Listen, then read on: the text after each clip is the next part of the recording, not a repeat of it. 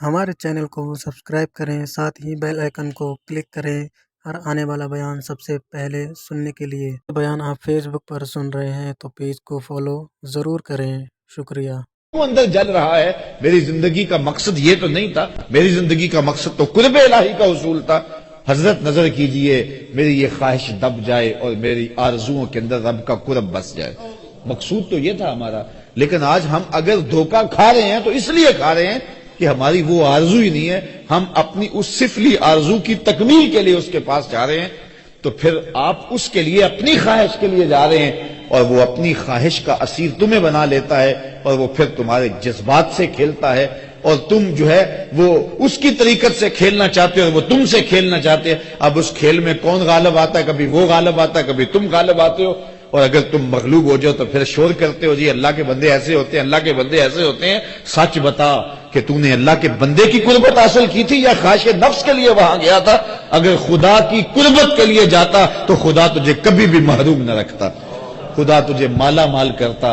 वो सच्ची तलब कभी जाया नहीं करता। आला हजरत ने वो वाकया लिखा है मलफूजात के अंदर कि वो एक आदमी सच्ची तलब लेके निकला, मुझे कहने लगा मुझे मुर्शद बरहक चाहिए, और रोज निकलता है, उसे मिलता ही नहीं है। एक दिन पक्का इरादा घर से करके निकला, रात का मौका था, आज मैंने मुर्शद कामिल तो तलाश करके छोड़ना है, जो भी मर्जी हो। आंखों में आंसू हैं, दिल में जज्बात का तलातुम है। सहरी का वक्त था, कोई चोर चोरी करके आ रहा था और उसको कहने लगा कि आप मेरे मुर्शद हैं, आप मुझे बैत कीजिए। उसने कहा मैं चोर हूं। उसने कहा नहीं नहीं तुम मेरे मुर्शद हो। उसने जिद की कि जनाब मैं चोर हूं। उसने कहा नहीं तुम मेरे मुर्शद हो।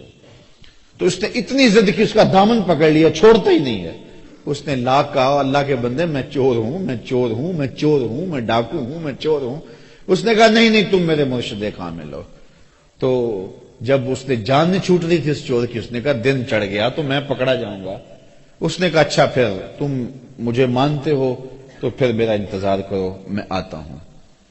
अब क्या हुआ कि वो चला गया, तो उसने जाना था वो चला गया और इसकी तलब सच्ची थी, वो वहां बैठ गया, सारा दिन गुजार दिया। लोग कहें पगले पता नहीं कौन था आया और चला गया। कहा नहीं मुर्शिद झूठ नहीं बोलता, तलब उसकी सच्ची थी। और अगली रात आई और वो वहां बैठा रहा। अल्लाह अकबर। फिर आर्डर हुआ हजरत खजर अलैहिस्सलाम को कि वो तो चला गया है, वो वाकई चोर था, लेकिन इसकी तलब सच्ची है, जा इसके सीने को नूर से भर दे। तलब सच्ची महरूम नहीं होती, हमारी तलब सच्ची नहीं है, हमारी आरजुएं सच्ची नहीं है। हम ख्वाहिशात के खुद असीर हैं और फिर जो ख्वाहिशात के असीर है उसका शिकार होते हैं। और उस लड़ाई में कौन जीतता है और कौन हारता है ये फिर अलग तमाशा लगता है। इसलिए हमें सच्चाई की तलाश में निकलना चाहिए और वो कुरान ने ज़ाब्ता दिया है अल्लाज़ीना आमनू वकानू यत्तकून। एक ईमान है और दूसरा तकवा है। मेरी इस गुफ्तगू से ये मफहूम कभी ना निकाला जाए कि मैं शायद करामत की तरदीद कर रहा हूं। मैंने इब्तदा में कहा है करामत मिन हैसुल करामत, उसका इनकार कुफ्र है। और करामात का इनकार जो है वो अगर कुरान मजीद के दामन में है तो उनका इनकार भी कुफ्र है। जिस तरह हजरत मरियम सलामुल्लाह अलैहा की करामत का जिक्र है, मारूफ जिक्र है किताबुल्लाह में कि हजरत हन्ना सलामुल्लाह अलैहा अल्लाह की जलीलुल कदर बंदी हैं। ये सूरा आले इमरान है, ये इस अजीमुल मर्तबत खानदान के नाम पर मंसूब है।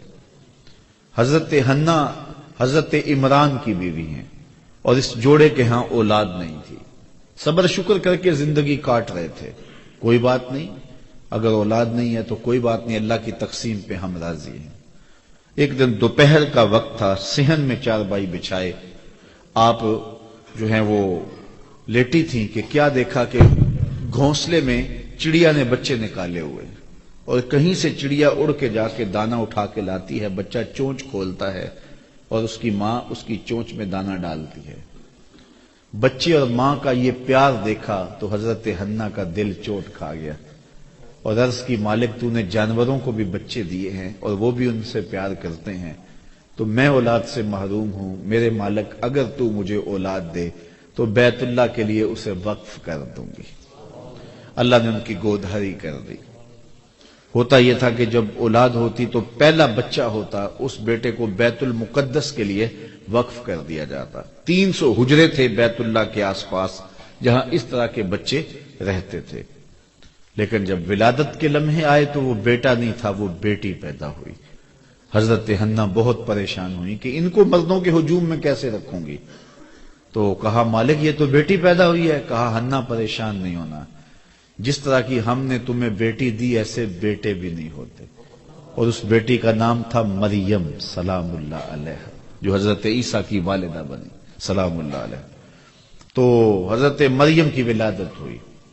جب منت پوری کرنے کا وقت آیا، انہوں نے شعور کی زندگی میں قدم رکھا تو اپنی منت یاد آئی، تو پھر دوبارہ پریشانی جاگ پڑی کہ اب مردوں کے ہجوم میں اس خاتون کو کیسے رکھا جائے۔ تو یہ طے پایا کہ کوئی بوڑھا بزرگ آدمی اس کی کفالت اپنے ذمے لے لے اور اس کی ضروریات کا وہاں خیال رکھے۔ اور جب یہ طے پایا تو بہت سارے لوگ اس عالی مرتبت خاندان کی صاحبزادی کو اپنی کفالت میں لینے کے لیے بے چین ہو گئے، حتیٰ کہ لوگوں کا جب زیادہ تقاضا ہوا تو قرعہ ڈالا گیا، اقلام ڈالی گئی۔ قرعہ فال نکلا حضرت زکریا علیہ السلام کے نام۔ یہ قرآن ہمیں ساری کہانی بتاتا ہے سورہ آل عمران میں۔ حضرت زکریا 120 سال کی عمر میں تھے اور ان کی زوجہ تھی 99 سال کی عمر میں، اور یہ جوڑا بھی اولاد سے محروم تھا۔ پیغمبر تھے حضرت زکریا علیہ السلام، اور سکے خالو لگتے تھے حضرت مریم سلام اللہ علیہ۔ تو ان کے نام قرعہ نکلا، تو حضرت مریم کو انہوں نے بیت المقدس کے آس پاس ایک متعینہ حجرے کے اندر ٹھہرا دیا، مصلی بچھا دیا، اور ضرورت کی چیزیں انہیں باہم پہنچانے لگے۔ حضرت مریم دن کو روزہ رکھتی اور رات کو عبادت میں بسر کر دیتی۔ حضرت زکریا ان کا خیال رکھتے، ضروریات کو پورا کرتے۔ جب کہیں جانا ہوتا تو حجرے کا دروازہ باہر سے بند کر دیتے، تالا لگاتے اور چلے جاتے۔ ایک دفعہ تالا لگا کے کہیں گئے تھے، واپس آتے ہوئے دیر ہو گئی اور افطار کی گھڑیاں آ گئیں۔ سارا دن روزے سے تھی حضرت مریم، تو حضرت زکریا وقت پہ پہنچ نہ پائے۔ دل میں بڑی تشویش تھی کہ بیٹی نے روزہ کھولنا ہے اور میں پہنچ نہیں پایا اور افطاری نہیں دے سکا۔ خیر جلدی جلدی گئے، جا کے دروازہ کھولا، وجد عندہا رزقا۔ دروازہ کھولا تو کیا دیکھا، وہاں بے موسم پھل پڑے ہوئے۔ تو حضرت زکریا بڑے پریشان ہو گئے کہ اندر سے کوئی باہر نہیں آ سکتا، باہر سے کوئی اندر نہیں جا سکتا، تالا لگا ہے، دروازہ مقفل ہے، اور پھر پھل اور وہ بھی بے موسم میں۔ قال یا مریم ان لک ھذا، اے مریم یہ پھل کہاں سے آئے؟ حیرت سے کہا۔ تو حضرت مریم نے جواب دیا کہ یہ میرے رب نے مجھے عطا کیے، اور وہ جس کو چاہتا ہے بغیر حساب کے عطا کرتا۔ اب حضرت زکریا علیہ السلام کا میں نے بتایا 120 سال عمر تھی، اور ان کی زوجہ کی عمر 99 سال تھی، اور یہ جوڑا بھی اولاد سے محروم تھا۔ اب بے موسم پھل جب حجرہ مریم میں اترتے ہوئے دیکھے تو حضرت زکریا کا دل بھی چوٹ کھا گیا۔ ہنالک دعا زکریا ربہ، حضرت زکریا نے وہیں کھڑے ہو کے دعا مانگنا شروع کر دی، مالک جب تو اپنی بندی کو بے موسم پھل دے سکتا ہے تو مجھے بے موسمی اولاد نہیں دے سکتا؟ میرے شجر عمر پر بھی اولاد آنے کا موسم بیت گیا ہے، لیکن یہاں بے موسم پھل تو نے دیے ہیں، تو مجھے بھی اولاد کا پھل بے موسمہ تو عطا کرنے پہ قادر ہے۔ وہیں کھڑے ہو کے حضرت سیدنا زکریا دعا مانگنے لگے۔ پھر کیا ہوا، ان کی دعا رد کر دی گئی۔ کس عمر میں دعا مانگ رہے ہو، کہاں مانگ رہے ہو؟ بیت اللہ سامنے ہے، صخرہ کے پاس کیوں نہیں جاتے؟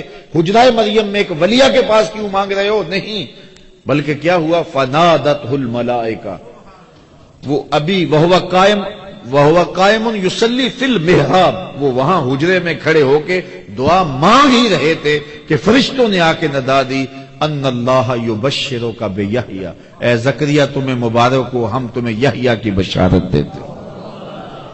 تو بے موسم پھلوں کا آنا یہ کرامت ہے اللہ کی ولیہ حضرت مریم سلام اللہ علیہا کی۔